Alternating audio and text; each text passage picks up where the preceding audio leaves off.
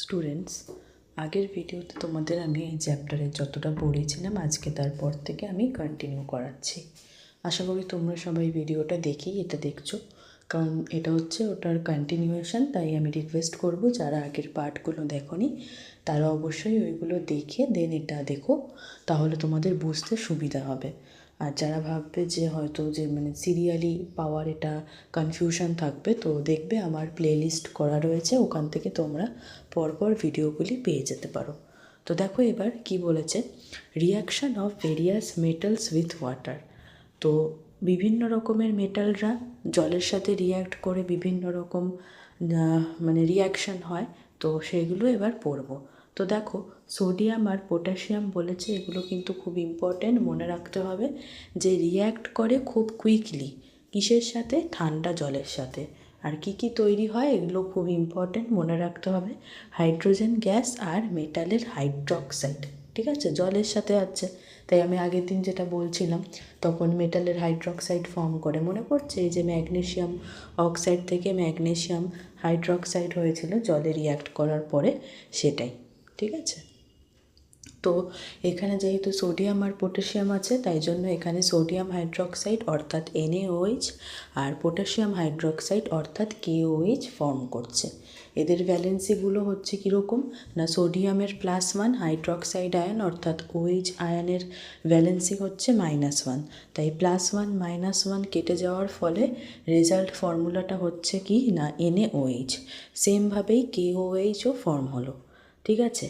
এবার দেখো, এটা কিন্তু খুব ইম্পর্ট্যান্ট একটা ফিচার, কি না, the metals catch fire in the heat released in this reaction. তো এই যে রিয়াকশানটা হবে এখানে হিট রিলিজ হয়, ঠিক আছে। যেহেতু হিট রিলিজ হয় তাই জন্য জলের মধ্যেই কি হবে না, আগুন ধরে যাবে। তো এটা খুবই একটা ডেঞ্জারাস রিয়াকশান, এটা মনে রাখতে হবে। এবার আসছে দেখো, ক্যালসিয়াম রিয়্যাক্ট করে ঠান্ডা জলের সাথে, হাইড্রোজেন গ্যাস প্রডিউস করবে আর ক্যালসিয়াম হাইড্রক্সাইড অর্থাৎ CaOH2 ফর্ম হচ্ছে। এখানে কেন হোল 2 হচ্ছে না, হচ্ছে কারণ হচ্ছে যে ক্যালসিয়ামের ভ্যালেন্সি হচ্ছে +2, তাই জন্য। তো this reaction ochre somewhat slowly. এই রিয়াকশানটা আবার সোডিয়াম আর পটাশিয়ামের মতন তাড়াতাড়ি না, একটু ধীরে ধীরে হয়। Magnesium does not react with cold water. Magnesium কিন্তু এটা মনে রাখতে হবে যে ঠান্ডা জলের সাথে ম্যাগনেশিয়ামটা রিয়্যাক্ট করে না। এটা কিসের সাথে রিয়্যাক্ট করে না, গরম জলের সাথে রিয়্যাক্ট করে। আর কি ফর্ম হচ্ছে না, হাইড্রোজেন গ্যাস ফর্ম হচ্ছে আর ম্যাগনেশিয়ামের হাইড্রক্সাইড ফর্ম হচ্ছে, মানে MgOH2 কেন না, এটার ওই ম্যাগনেশিয়ামেরও ক্যালসিয়ামের মতন +2 ভ্যালেন্সি, তাই জন্য ম্যাগনেশিয়াম হাইড্রক্সাইড MgOH2, যেটা আগের দিনও বলেছিলাম আমি, উপরের পার্টটাতে ছিল এই যে ম্যাগনেশিয়াম অক্সাইড প্লাস হচ্ছে জল মিলে ম্যাগনেশিয়াম হাইড্রক্সাইড, ঠিক আছে। নেক্সট আসছে দেখো, এটা মনে রাখতে হবে, জিঙ্ক অ্যান্ড আয়রন ঠান্ডা বা কোল্ড ঠান্ডা বা গরম জল কোনোটার সাথেই রিয়্যাক্ট করে না, কিন্তু স্টিমের সাথে অর্থাৎ বাষ্পের সাথে রিয়্যাক্ট করে কি ফর্ম হয় না, হাইড্রোজেন গ্যাস, যেটা সব ক্ষেত্রেই হচ্ছিল। আর এখানে মেটালের হাইড্রক্সাইড নয়, কি ফর্ম হচ্ছে, মেটালের oxide, ZNO, zinc oxide. Oxide বলেছিলাম, অক্সাইড আয়নের O2- আর Zn এর 2+, তাই জন্য ZNO হচ্ছে ফর্মুলাটা। আর এই যে ফেরিক অক্সাইড আর ফেরাস অক্সাইড দুরকম হয়, তার মধ্যে এখানে হচ্ছে ফেরিক অক্সাইড, ঠিক আছে। আচ্ছা, এবার দেখো আসছে, এগুলো মনে রাখতে হবে যে কোন কোন মেটাল ওয়াটার বা স্টিম কোনোটার সাথেই রিয়্যাক্ট করে না, লেড, কপার, গোল্ড আর সিলভার, এই 4টে metal. No non metal reacts with hot or cold water to produce hydrogen gas. তাহলে কোনো নন মেটালই হট বা কোল্ড ওয়াটারের সাথে রিয়্যাক্ট করে না হাইড্রোজেন গ্যাস প্রডিউস করতে, ঠিক আছে। আচ্ছা, এবার বলেছে যে মেটালরা কিভাবে রিয়্যাক্ট করে ডাইলিউট হাইড্রোক্লোরিক অর সালফিউরিক অ্যাসিডের সাথে। তো দেখো, এটা আমরা একটা সাধারণ এক্সপেরিমেন্ট দিয়ে দেখব। তো ডাইলিউট হাইড্রোক্লোরিক অ্যাসিড এগুলো নেওয়া হয়েছে। এক্সপেরিমেন্টটা দেখো এবার কি বলেছে, 5টা মেটাল নেওয়া হয়েছে আলাদা আলাদাভাবে, সবকটা ডাইলিউট হাইড্রোক্লোরিক অ্যাসিড মানে HCl একটুখানি জল মেশানো হয়েছে, সেটার সাথে রিয়াকশান করা হয়েছে। তো দেখা গেছে কি না, আয়রন, জিঙ্ক, ম্যাগনেশিয়াম আর অ্যালুমিনিয়াম লিবারেট মানে রিলিজ করে colourless bubbles of a gas. এটা কিন্তু খুব ইম্পর্টেন্ট যে এই 4টে গ্যাস কি করে না কালারলেস বাবল, এই 4টে গ্যাস নয় সরি, এই 4টে মেটাল কালারলেস বাবল তৈরি করে একটা গ্যাসের। আর গ্যাসটা কীরকম আগুনে জ্বলে, মানে কীরকম ভাবে জ্বলছে না ব্লু ফ্লেমে জ্বলে, ঠিক আছে। আবার কপার কিন্তু কোনো গ্যাস ফর্ম করে না ডাইলিউট HCl থেকে। কপার, কার্বন আর সালফার কোনো রকম গ্যাস লিবারেট মানে ছাড়ে না উইথ ডাইলিউট হাইড্রোক্লোরিক অ্যাসিড। তো দেখো রিয়াকশানগুলো এখানে ডান দিকে দিয়েছে, এই যে আয়রনের সাথে HCl এটা ব্যালেন্স করে ইকুয়েশনটা দিয়েছে, ঠিক আছে। Ferrous chloride plus H2। Ferrous কেন বললাম, কারণ আয়রনের দুটো ভ্যালেন্সি হয়, একটা হচ্ছে 2+ যেটা হচ্ছে ফেরাস, আর একটা হচ্ছে ফেরিক মানে Fe3+। আর ক্লোরিনের সবসময় 1- হয়, তো ইন্টারচেঞ্জ হয়ে এটা যেহেতু ফেরাস তাই FeCl2 হলো। জিঙ্কো আর ম্যাগনেশিয়াম, অ্যালুমিনিয়াম এই সবকটাই দেখিয়েছে রিয়াকশান করে। তো এদের মধ্যে কপার, গোল্ড আর সিলভার হাইড্রোজেন গ্যাস ছাড়ে না যখন ডাইলিউট সালফিউরিক আর হাইড্রোক্লোরিক অ্যাসিডের সাথে রিয়াক্ট করে, ঠিক আছে। No non metal can liberate hydrogen gas from dilute hydrochloric আর সালফিউরিক অ্যাসিডস। তাহলে কোনো রকম নন মেটাল হাইড্রোজেন গ্যাস ছাড়ে না ডাইলিউট হাইড্রোক্লোরিক বা সালফিউরিক অ্যাসিডের সাথে রিয়াকশন করে। তো এই যে মেটালদের বিভিন্ন রকম টেন্ডেন্সি হাইড্রোজেন গ্যাস ছাড়ার একটা ডাইলিউট অ্যাসিড থেকে, এটা হচ্ছে এই যে দেখো অ্যারেঞ্জ করা রয়েছে, এইটার কারণে হচ্ছে যে মেটালদেরকে আমরা সাজাতে পারি তাদের ডিক্রিজিং মানে বড়োর থেকে ছোট টেন্ডেন্সি বা ক্ষমতা, যে কিভাবে হাইড্রোজেন গ্যাস ছাড়বে ডাইলিউট অ্যাসিড থেকে। তো এটা দেখো এই যে এই সিরিজটা মনে রাখতে হবে তোমাদের, ঠিক আছে, যে কে মানে potassium, calcium, sodium, magnesium, aluminium, zinc, তারপর iron, lead, hydrogen, copper, mercury, silver, gold, ঠিক আছে। তো এই কটা তোমাদের মনে রাখতে হবে পরপর, কেন না এখান থেকে প্রশ্ন আসে। তো দেখো উপরের যে মেটালগুলো এদের বেশি ক্ষমতা, যে সবচেয়ে উপরে তার সবচেয়ে বেশি, এরকম করে করে যে হাইড্রোজেন গ্যাস ডাইলিউট অ্যাসিডের সাথে রিলিজ করতে পারবে। তো উপরের দিকের মেটালগুলো তাহলে কীরকম মেটাল, ভেরি রিয়াক্টিভ, কারণ অনেক বেশিভাবে রিয়াকশান হচ্ছে। আবার নিচের যারা, তারা হাইড্রোজেন গ্যাস লিবারেট করতে পারে না ডাইলিউট অ্যাসিডের সাথে, তাই এদেরকে বলা হবে not chemically very reactive metal, ঠিক আছে। এই কথাটাই দেখো নিচে বলেছে যে উপরের দিকের যে মেটালগুলো যারা কিনা হাইড্রোজেন গ্যাস ছাড়তে পারে ডাইলিউট অ্যাসিডের সাথে, তাদেরকে বলা হয় ইলেকট্রোপজিটিভ মেটাল। তো তোমাদের এটা কোয়েশ্চেন আসতেই পারে ইলেকট্রোপজিটিভ মেটাল কি। তো তোমাদের সিরিজটা লিখতে হবে যে যেগুলো হাইড্রোজেনের উপরে, বা সিরিজটা যদি নাও লেখো তোমাদের মনে রেখে লিখতে হবে হাইড্রোজেনের উপরে কোন কোন মেটাল আছে না, potassium, calcium, sodium, magnesium, aluminium, zinc, iron আর লিড। এইগুলো হচ্ছে লিবারেট ছাড়তে পারে হাইড্রোজেন গ্যাস ডাইলিউট অ্যাসিডের সাথে রিয়াকশান করে, তাই এদেরকে বলা হয় ইলেকট্রোপজিটিভ মেটাল, যেহেতু হাইড্রোজেন গ্যাস ছেড়ে দিচ্ছে তাই, ঠিক আছে। আর যত উপরে সে তত বেশি রিয়াক্টিভ আর সেম তত বেশি ইলেকট্রোপজিটিভ হবে। তাই জন্য বলেছে দেখো পটাশিয়াম, সোডিয়াম আর ক্যালসিয়াম হচ্ছে স্ট্রং ইলেকট্রোপজিটিভ মেটাল। তো তোমাদের এক্সাম্পলে এই 3টে নামও লিখে দিতে হবে, ঠিক আছে। তো দেখো বলেছে strongly electropositive metals are never obtained in the free state in nature, মানে এরা নেচারে ফ্রিভাবে মানে আলাদাভাবে থাকে না, তারা সবসময় কম্পাউন্ড হিসেবে থাকে। আবার যারা অনেক নিচে হাইড্রোজেন গ্যাসের, যেরকম কিনা এই যে কপার, মার্কারি, সিলভার আর গোল্ড, এইগুলো কিন্তু ফ্রিভাবে থাকতে পারে এলিমেন্ট মানে নিজে একা এলিমেন্ট স্টেটে নেচারে।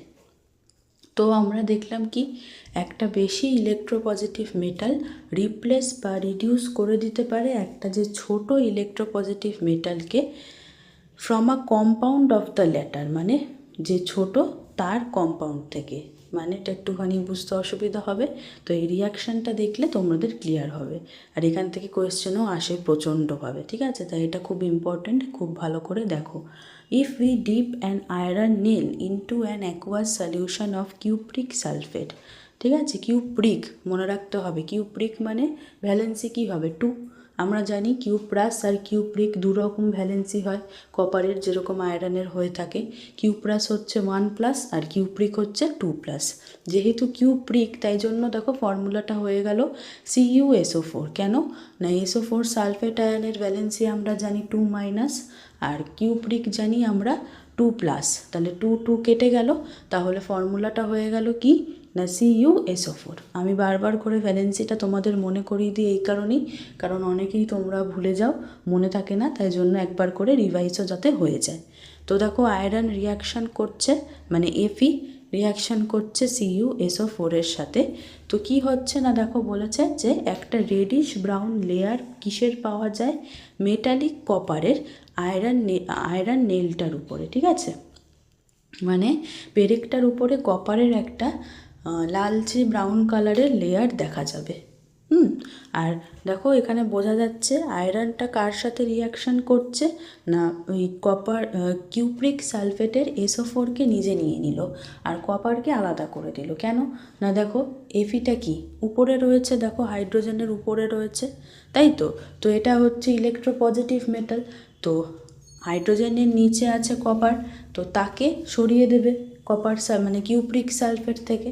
তো সেখান থেকে সরিয়ে দিয়ে ও হয়ে গেল সালফেটের সাথে একসাথে আয়রনটা আর কপারকে আলাদা করে দিল, ঠিক আছে? এটা হচ্ছে অক্সিডেশন রিডাকশান রিয়াকশান হলো। তো এবার দেখো তোমাদের এখানে কিছু বলেছে যে কোন কোন আয়ন আমাদের বডির কি কি কাজে লাগে, এটা একটু দেখে নিও, তাহলেই হবে। যে জল ব্যালেন্স মানে ওয়াটার ব্যালেন্স আমাদের বডিতে করে রাখার জন্য সোডিয়াম আর পটাশিয়াম আয়ন দরকার হয়। তাদের আমাদের ফাংশন রয়েছে ইন্ট্রাসেলুলার মানে কোষ বা সেলসদের মধ্যে, আর এক্সট্রা সেলুলার মানে সেলের বাইরে যে ফ্লুইড থাকে, মানে লিকুইড টাইপের যে থাকে। এই আয়ন্সগুলো আমাদের জল ডিস্ট্রিবিউট করে দেয় এই ইন্ট্রাসেলুলার আর এক্সট্রা সেলুলার কম্পার্টমেন্টে।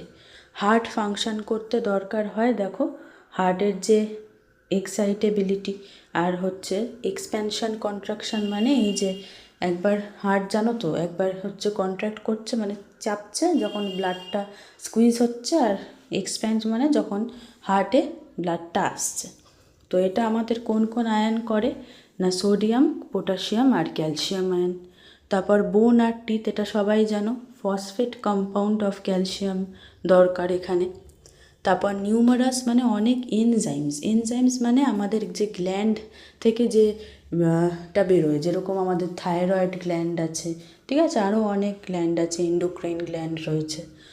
তো ফেরাস আয়রন মানে Fe2+ is essential for several enzymes, যেটা আমাদের ক্যাটালাইজ করতে সাহায্য করে এনার্জি জেনারেশন ফ্রম ফুড। আবার কিছু এনজাইমসদের দরকার হয় জিঙ্ক আয়ন, ক্যালসিয়াম আয়ন আর কিউপ্রাস আয়ন। ক্লটিং অফ ব্লাডের জন্য মনে রাখবে আমাদের ক্যালসিয়াম আয়ন দরকার হয়। ক্লটিং অফ ব্লাড বলতে এই যে ধরো হঠাৎ করে আমাদের কেটে গেল, তো তখন তো রক্ত পড়ে কিন্তু কিছুক্ষণ পর আবার অফও হয়ে যায়, তো এটাই হচ্ছে ক্লটিং অফ ব্লাড। এটা যদি না হতো তাহলে ধরো অনেক অল্প কেটে গেলেই ব্লাড যদি সবসময় মানে পড়তেই থাকতো তাহলে তো খুব ওটা ফেটাল বা ডেঞ্জারাস হয়ে যেত না। ওই জন্য আমাদের ভিটামিন একটা দরকার, যেটা হলো ভিটামিন K, আর এমনি আয়ন হিসেবে দরকার ক্যালসিয়াম আয়ন। নেক্সট দেখো বলেছে ট্রান্সমিশন মানে নার্ভ ইম্পালস, এই যে এক জায়গা থেকে আরেক জায়গায় নার্ভের সব সিগন্যাল পৌঁছায় আমাদের ব্রেন থেকে স্পাইনাল কর্ড থেকে বিভিন্ন আমাদের লিম্বস অর্থাৎ হাত পায়ে আর বিভিন্ন অর্গ্যানস, এটার জন্য দরকার হয় আমাদের সোডিয়াম আর পটাশিয়াম আয়ন, ঠিক আছে? নেক্সট আসছে ট্রান্সপোর্ট আর স্টোরেজ অফ অক্সিজেন।